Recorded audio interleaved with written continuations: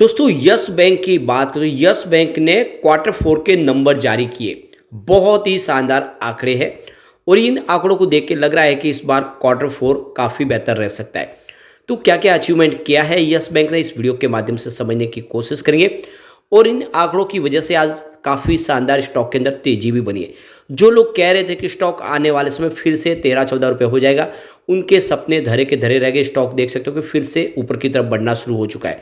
और ये बात मैंने आपको लगातार बताई है कि यस बैंक में इन्वेस्टमेंट का ये बिल्कुल सही मौका, जितना डीप में मिले आपको खरीदारी करनी चाहिए, क्योंकि आने वाले समय यस बैंक बड़ा कुछ कमाल करने को तैयार है। तो यहाँ पे इन सारी बातों को साथ जानने की कोशिश करेंगे। साथ में एफआईडीआई का रुझान बाजार को देखने की, समझने की क्या संभावना है उसको जानेंगे। क्या इस समय एफआई बाजार में खरीदारी की तरफ बढ़ रहे हैं या फिर उनकी बिकवाली जारी रहने वाली है। लेकिन फ्रेंड, उससे पहले अगर आप पहली बार हमारे चैनल पे आए तो चैनल को सब्सक्राइब कर दीजिए, एक बेल आइकॉन दबा दीजिए ताकि जब भी नया वीडियो बने पहला नोटिफिकेशन आपको मिले। वीडियो पसंद आए तो लाइक से जरूर कीजिए। चलो फ्रेंड्स, वीडियो स्टार्ट करते हैं। मैं हूँ आपका दोस्त एस बी दवे और हमारे अपने चैनल ऑनलाइन कमाई में आपका बहुत बहुत स्वागत है। तो सबसे पहले बाजार की बात करें तो आज बीएसई सेंसेक्स 73,876 के स्तर पे क्लोजिंग दिया, जहाँ पे 0.037% की गिरावट थी, यानी बाजार में आज कुछ नरमी जरूर थी। वैसे निफ्टी बैंक ने आज ठीक किया है। 47,624 के स्तर पे 78 पॉइंट की तेजी थी क्लोजिंग में, 0.17% अपर। लेकिन निफ्टी प्राइवेट बैंक में गिरावट थी। आज निफ्टी प्राइवेट बैंक 23,746 के स्तर पे 35 पॉइंट की गिरावट थी, यानी 0.15% की गिरावट थी निफ्टी प्राइवेट बैंक में। अगर निफ्टी प्राइवेट बैंक में गिरावट नहीं होती तो यस बैंक आज और कमाल कर सकता था। वैसे यहाँ पे एफआई इस महीने में बिकवाल बन गए। अप्रैल का यह तीसरा दिन है और लगातार एफआई की बिकवाली जारी है। 1 अप्रैल को एफआई ने 522 करोड़ की बिकवाली की थी, जो 2 अप्रैल को बढ़ के 1622 करोड़ तक पहुंच गई है। आज की बात करें तो आज उन्होंने 13,812 करोड़ का फ्रेश इन्वेस्टमेंट किया, लेकिन सामने 16,026 करोड़ की बिकवाली कर दी। तो उनकी जो बिकवाली का आंकड़ा है वो 2,213 करोड़ निगेटिव है और ये आंकड़ा लगातार बढ़ रहा है पिछले 3 ट्रेडिंग सेशन से। इस महीने में 4,358 करोड़ का माल उन्होंने बेच दिया है। ये बाजार के लिए शुभ संकेत नहीं है, यानी एफआई अप्रैल महीने में लगातार बिकवाल बने हुए। लेकिन बाजार को जो सपोर्ट मिल रहा है वो डीआई का है। 1 अप्रैल को डीआई ने 1208 करोड़ रुपए की खरीदारी की थी। 2 अप्रैल को उन्होंने 1952 करोड़ का फ्रेश इन्वेस्टमेंट किया। आज उन्होंने 13,037 करोड़ का नया निवेश किया, सामने 11,934 करोड़ की बिकवाली की। तो उनकी जो खरीदारी का आंकड़ा है वो 1,102 करोड़ पॉजिटिव है और फिलहाल इस महीने में 4,263 करोड़ का उन्होंने खरीदारी कर ली है। तो जितनी बिकवाली एफआई की तरफ से हो रही है उतनी ही खरीदारी डीआई फिलहाल कर रहा है, यानी बड़े फंड हाउस बाजार में अभी भी भरोसा कर रहे हैं। और पिछले कई महीनों से बाजार में खरीदार बने हुए डीआई, हमारे बड़े फंड हाउस को बाजार पे पूरा भरोसा है।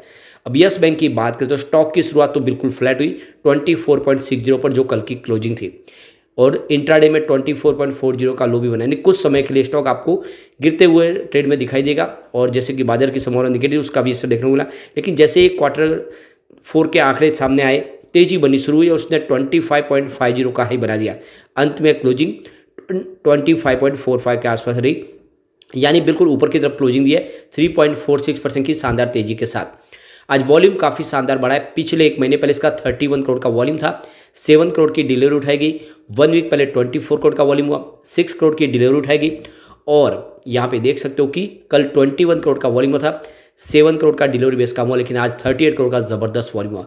पूरे महीने में सबसे शानदार वॉल्यूम हुआ और यस बैंक आज नंबर 2 बना है पूरे बाजार में। तो वॉल्यूम टॉपर बन चुका है, ज़बरदस्त वॉल्यूम में काम काज हो रहा है। अब इसकी परफॉर्मेंस को देखें तो 24 मार्च को स्टॉक 23.55 के आसपास था, जहाँ पे 1.5% की गिरावट हुई। 27 मार्च को 23.15 के आसपास क्लोजिंग हुई, जहाँ पे 1.7% की गिरावट हुई। लेकिन 28 मार्च को 0.2% की तेजी के साथ 23.20 के आसपास क्लोजिंग हुई। और 1 अप्रैल को स्टॉक ने शानदार प्रदर्शन किया। स्टॉक आ गया 24.45 के आसपास, जहाँ पे 5.4% की ज़बरदस्त तेजी बनी। 2 अप्रैल को स्टॉक 24.60 के आसपास आ गया 0.6% की तेजी के साथ।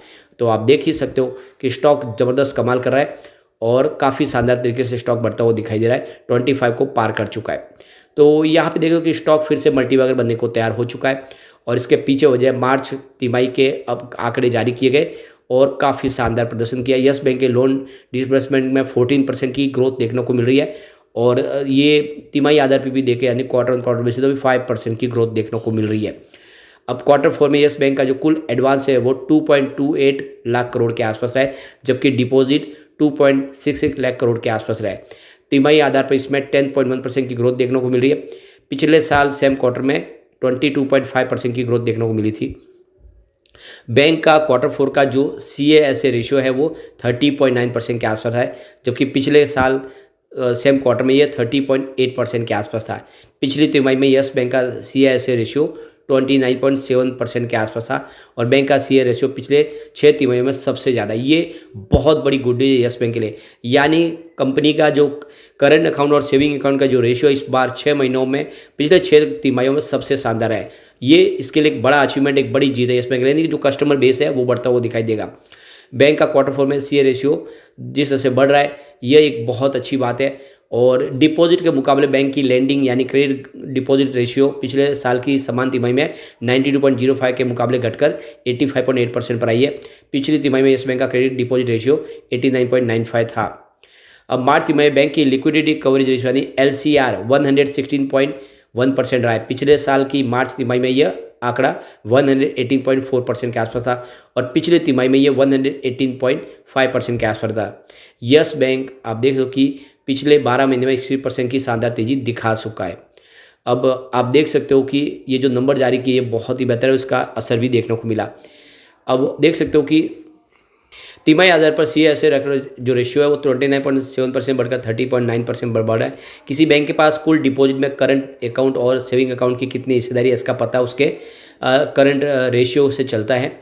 बैंक का जो कासा है उसके दूसरे डिपॉजिट के मुकाबले कम ब्याज का भुगतान करना पड़ता है। बैंकों को कासा पर सावधि और रिकरिंग जैसे दूसरे डिपॉजिट के मुकाबले कम ब्याज देना पड़ता है। बैंकों को करंट अकाउंट पर कोई ब्याज नहीं देना पड़ता है, जबकि सेविंग अकाउंट पर उसे 4% का ब्याज देना पड़ता है। इसलिए लागत घटाने के लिए बैंक अपने डिपॉजिट में कासा की हिस्सेदारी बढ़ाने पर ज़्यादा जोर देते हैं। पिछले महीने ही मार्केट एक्सपर्ट प्रकाश गबा ने कहा था कि यस बैंक के शेयर में अगर 30 के पार जाने की क्षमता बन जाती है तो यह नई तेजी से उम्मीद की बनेगी और फिर स्टॉक 100 और फिर 150 तक भी जा सकता है। यानी प्रकाश गबा के मुकाबले अगर जो उनका कहना है कि एक बार 30 रुपये को पार किया तो 150 तक जाने की संभावना है। लेकिन साथ में उन्होंने ये भी कहा कि हो सकता है इसके लिए 5 साल का समय भी लगे, यानी 5 साल के टारगेट के साथ इसमें खरीदारी की सलाह प्रकाश गबा ने दी है। अब जैसे कि देख सकते हो कि क्वार्टर फोर आने वाला, पिछला क्वार्टर काफ़ी शानदार था। रेवेन्यू 2.71 थाउजेंड करोड़ के आसपास था, जहाँ पे 17.36% की ईयर ऑन बेसिस पे शानदार वृद्धि देखने को मिली। नेट इनकम 242.59 करोड़ के आसपास है, जहाँ पे 340% की ज़बरदस्त ईयर ऑन बेसिस पे वृद्धि देखने को मिली।